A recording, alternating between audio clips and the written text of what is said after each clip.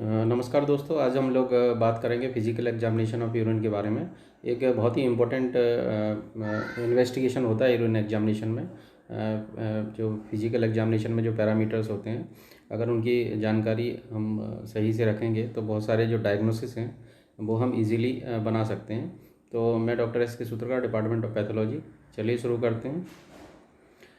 तो physical examination urine का particular ये 4-5 जो पॉइंट्स हैं इनके ऊपर हमको कमेंट करना होता है।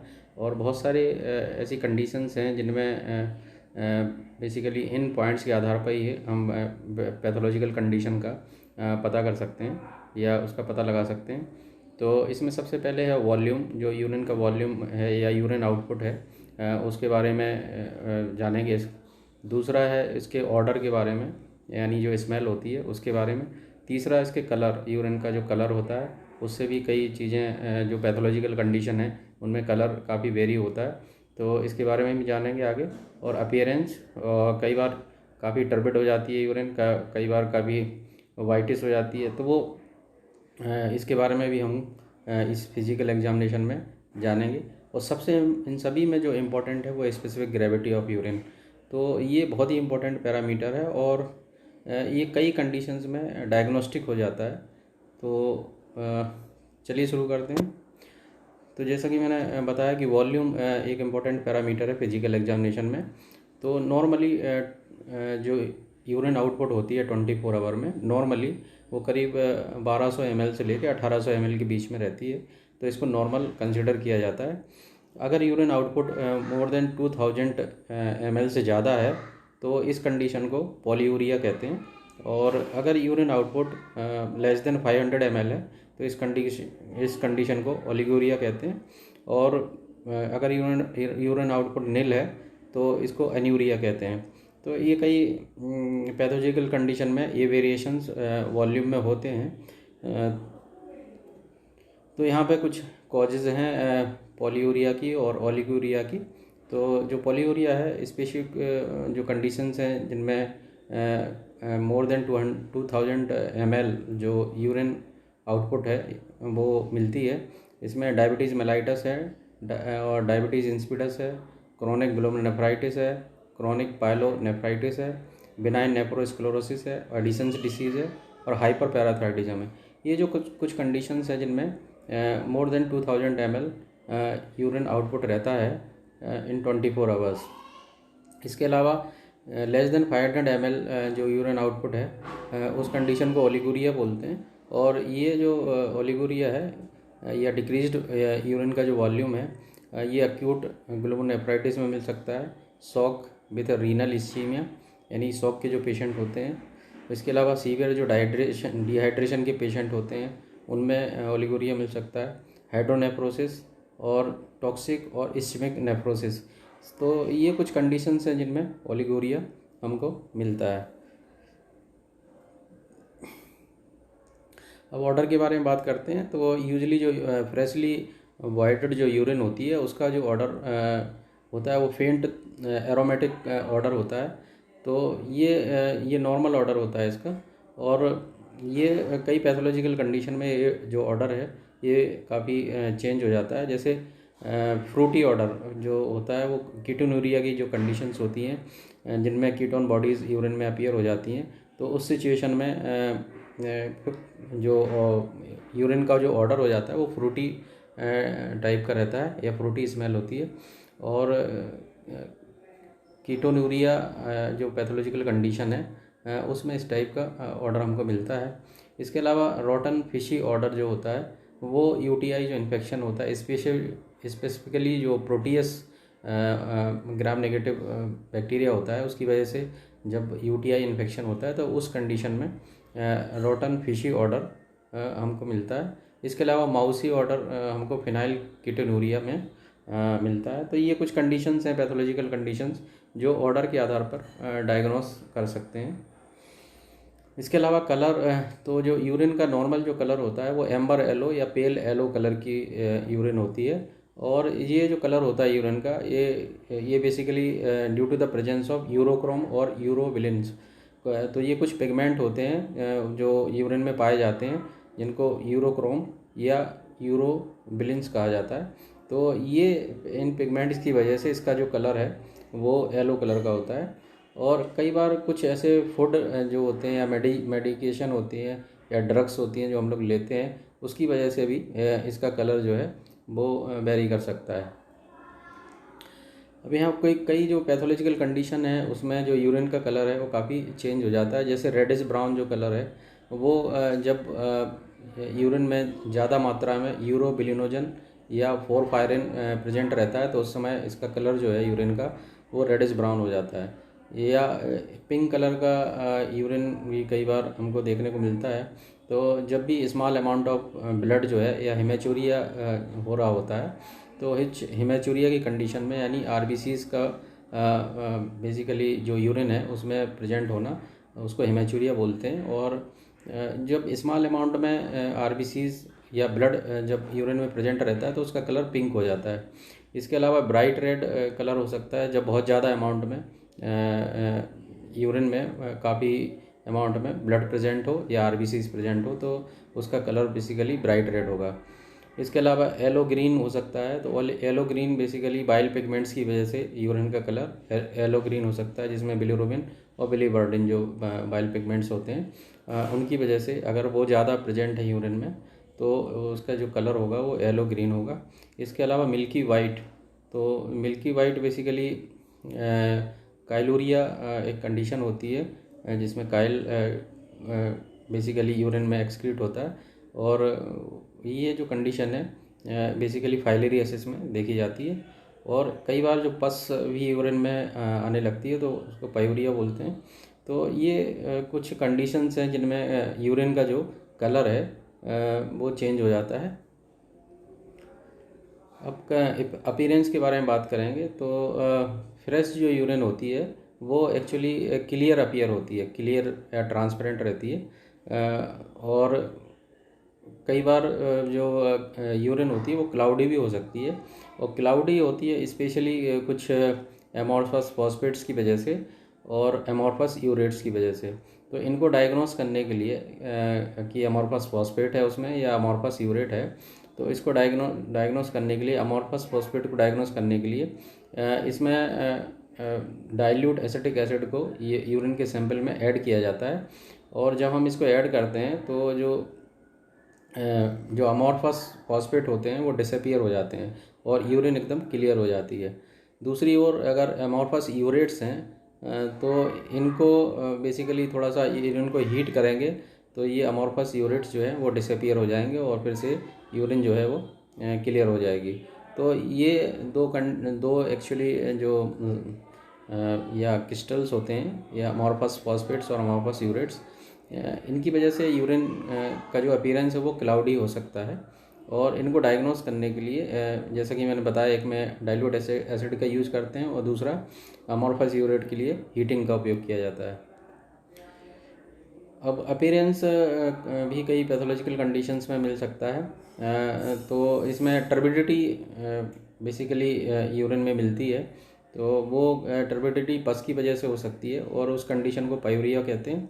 और जब हम इसको सेंट्रीफ्यूज़ करते हैं यूरिन सैंपल को जिसमें पस है या पायूरिया है, तो सेंट्रीफ्यूगेशन या फिल्ट्रेशन पर ये एक्चुअली यूरिन जो सैंपल है वो क्लियर हो जाता है।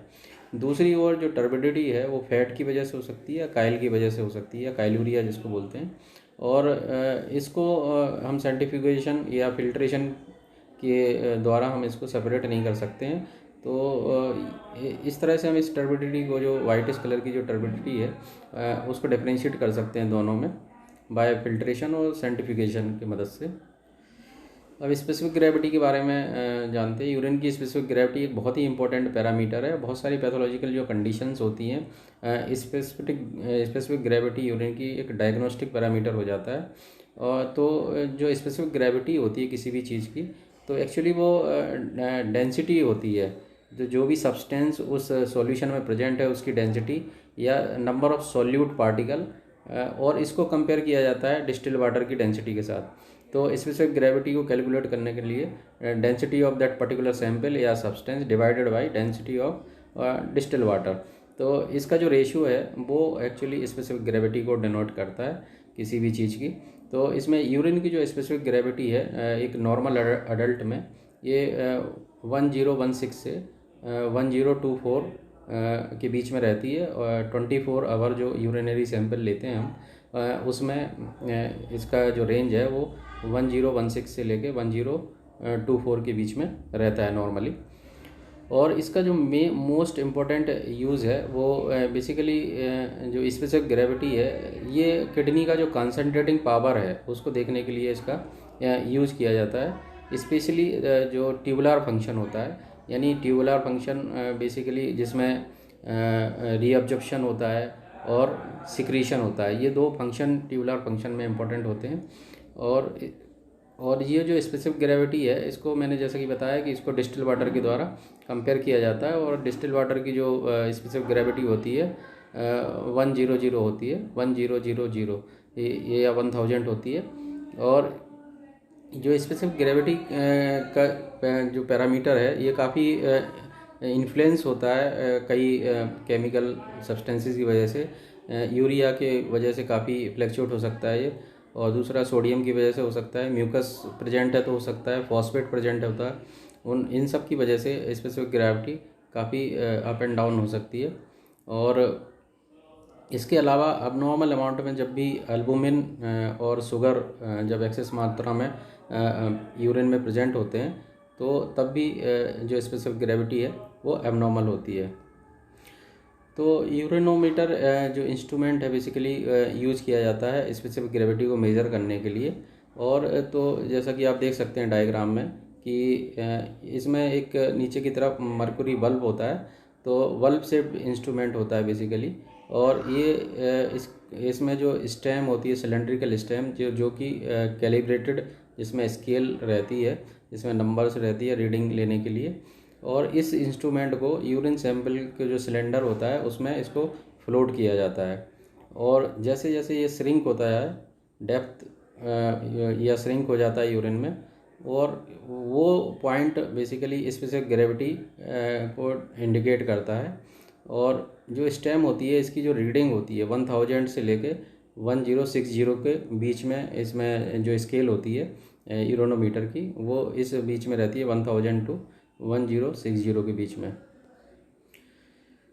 तो इस यूरोनोमीटर को कैलिब्रेट करना बहुत इंपॉर्टेंट होता है। और इसका कैलिब्रेशन, इसकी रीडिंग लेने के पहले हमको इसका कैलिब्रेशन करना बहुत ही ज़रूरी होता है। तो जो कैलिब्रेशन का जो टेम्परेचर होता है वो 20 डिग्री सेंटीग्रेड होता है। और जब भी टेम्परेचर अगर ऊपर रहता है या नीचे रहता है तो हमको स्पेसिफिक ग्रेविटी में करेक्शन करने होते हैं। तो जब भी 3 डिग्री जो टेम्परेचर है, जो कैलिब्रेशन टेम्परेचर उससे नीचे रहता है 3 डिग्री, तो हम इसमें से जो स्पेसिफिक ग्रेविटी आ रही है उसमें से 0.001 जो है उसको माइनस कर देते हैं। और अगर 3 डिग्री टेम्परेचर जो कैलिब्रेटेड जो टेम्परेचर है उससे ज़्यादा है तो इस सिचुएशन में जो स्पेसिफिक ग्रेविटी हमारी आ रही है उसमें 0.001 को प्लस कर देते हैं। तो इस तरह से जो टेम्परेचर का जो वेरिएशन है उसको रीडिंग में एडजस्ट किया जाता है। और इसके अलावा ग्लूकोज और प्रोटीन की वजह से भी करेक्शन करना पड़ता है, और ये बहुत ही इम्पोर्टेंट करेक्शन होता है। अगर 1 ग्राम ग्लूकोज पर डेसीलीटर यूरिन में बढ़ रहा है तो इस सिचुएशन में जो स्पेसिफिक ग्रेविटी जो उसकी रीडिंग आ रही है उसमें से 0.004 को हमको माइनस करना होता है। और इसके अलावा अगर 1 ग्राम पर डेसीलीटर प्रोटीन है तो इसमें बेसिकली 0.003 जो स्पेसिफिक ग्रेविटी आ रही है उसमें से 0.003 हमको इसको माइनस करना होता है। और यूरिन का जो वॉल्यूम इसको मेजर करने के लिए यूज़ होता है वो करीब 10 से 15 ml होता है। और कैलिब्रेशन के लिए पोटेशियम सल्फेट का यूज कर सकते हैं हम, जिसमें 20.29 ग्राम पोटेशियम सल्फेट को 1 लीटर बेसिकली वाटर में डिज़ोल्व किया जाता है। और इस जो पोटेशियम सल्फेट होता है इसकी जो स्पेसिफिक ग्रेविटी होती है वो 1.015 होती है, तो 1015 कह सकते हैं इसको। तो इस तरह से जो स्पेसिफिक ग्रेविटी है उसको कैलिब्रेट किया जाता है और उसका करेक्शन किया जाता है टेम्परेचर के साथ। और जो भी उसमें जो सब्सटेंस है एक्सेस मात्रा में, जैसे ग्लूकोज प्रेजेंट है तो उस समय उसका करेक्शन किया जाएगा।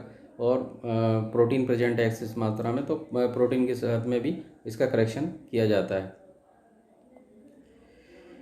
तो ये कुछ कंडीशन है जिसमें स्पेसिफिक ग्रेविटी बढ़ जाती है, और कुछ कंडीशंस हैं जिनमें स्पेसिफिक ग्रेविटी कम हो जाती है। तो जब स्पेसिफिक ग्रेविटी, जैसा कि मैंने बताया, नॉर्मल जो स्पेसिफिक ग्रेविटी होती है 1016 से लेके 1024 इन 24 आवर यूरिन सैंपल में, ये नॉर्मल मानी जाती है। अगर specific gravity basically more than 1024 से ज़्यादा है तो ये जो कंडीशंस होती हैं उनमें basically diabetes mellitus, dehydration, proteinuria, glycosuria, तो ये जो कुछ कंडीशन है इनमें स्पेसिफिक ग्रेविटी थोड़ी बढ़ जाती है, मोर देन 1024 से ज़्यादा हो जाती है। इसके अलावा स्पेसिफिक ग्रेविटी कई कंडीशंस में कम भी हो जाती है, 1007 से कम हो जाती है। और ये जो कंडीशंस इसमें पॉलीडिप्सिया है, डायबिटीज़ इंसिपिडस है, डाययूरेटिक्स का यूज़ है, और अर्ली स्टेज ऑफ जो क्रोनिक रीनल डिसीज़ होती है उसमें भी स्पेसिफिक ग्रेविटी कम हो जाती है। तो जब स्पेसिफिक ग्रेविटी कम हो जाती है तो इस कंडीशन को हाइपोस्थेनियूरिया कहते हैं। और जैसा कि इसमें देख सकते हैं आप कि लेस देन 1.007 से कम हो जाती है। इसके अलावा हाइपरस्थेनियूरिया बेसिकली जब हाई स्पेसिफिक ग्रेविटी होती है, यानी मोर देन 1.024 से ज़्यादा हो जाती है या 1024 से ज़्यादा हो जाती है, तो इसको हाइपरस्थेनियूरिया कहा जाता है।